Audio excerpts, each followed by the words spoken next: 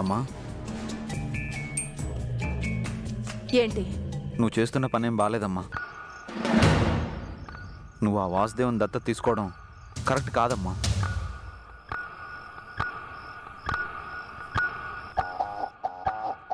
మాట్లాడవేంటమ్మా? ఏం మాట్లాడాలి? పిల్లలు లేని వాళ్ళు దత్తత తీసుకుంటారు. నేను చెల్లై ఉండగా నువ్వు ఆ వాసుదేవుని దత్తత తీసుకోవడం ఏంటమ్మా? దత్తత తీసుకోవలసిన అవకాశాన్ని, అవసరాన్ని కల్పించింది నువ్వే. వాసుదేవ్ ఇంటికి వెళ్ళి ఇన్విటేషన్ ఇచ్చి మరీ తల్లిదండ్రులు లేని అనాథవని అందరి ముందు దేవ్ని అవమానించావు. అలాంటి అవమానాన్ని ఎవ్వరూ భరించలేరు, సహించలేరు. నువ్వు చేసిన తప్పును సరిదిద్దుకోవడానికే ఈ పని చేస్తున్నాను. లేదు, నువ్వు నా మీద కోపంతోనే ఇలా చేస్తున్నావు, కావాలని ఇలా చేస్తున్నావు. కావాలని చేయడం లేదు, చెయ్యాలనే చేస్తున్నాను. వాసుదేవ్ మీదున్న ప్రేమ, అభిమానంతోనే చేస్తున్నాను. అంటే కన్న కొడుకైన నా మీద నీకు ప్రేమ అభిమానాలు లేవా? ఉన్నాయో లేవో నేను చెప్పనవసరం లేదు, నీకు తెలుసు. నేను నీ తల్లినన్న ప్రేమాభిమానాలు నీకు లేవు కాబట్టే నీ పెద్దన్ని ఎవరో నీకు తెలిసి కూడా నువ్వు చెప్పలేదు. చెప్పుంటే ఈరోజు వాసుదేవ్ని ఇలా దత్తత తీసుకునే పరిస్థితి వచ్చుండేదే కాదు. నా నిర్ణయం మారదు. నువ్వు నీ నిర్ణయం మార్చుకోక తప్పదమ్మా. నువ్వు అనుకుంటున్నది నేను జరగనివ్వను. ఏం చేస్తావ్? నన్ను ఛాలెంజ్ చేస్తున్నావా? నన్ను ఎదిరిస్తున్నావా? No problem. నువ్వు ఏం చేయాలనుకుంటే అది చేయి. నా డెసిషన్ మాత్రం మారదు. నాకు నీ ప్రేమ కావాలమ్మా. నా తల్లి ప్రేమను మరొకరు పంచుకోవడం నేను భరించలేనమ్మా. అర్థం చేసుకో అమ్మా. తల్లి ప్రేమ అనేది పంచే కొద్దీ పెరుగుతుందే తప్ప తరిగిపోదు. అది తెలుసుకోలేకపోవడం నీ మూర్ఖత్వం. అర్థం చేసుకోకుండా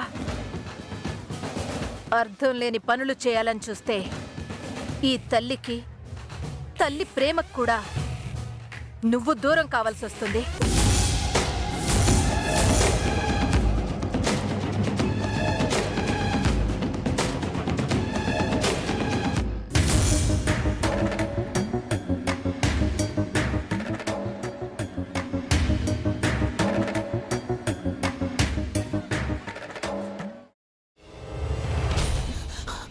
నువ్వు ఇంకేమన్నా చెప్పాలా?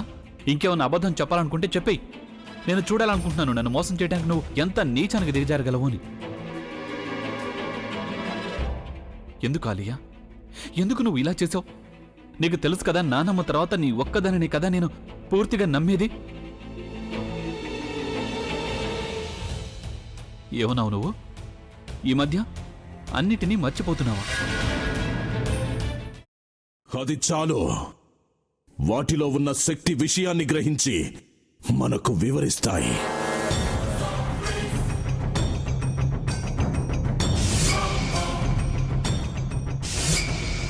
ఎవరు ఆ దండ విప్పొద్దు, గది తలుపులు తెరవద్దు.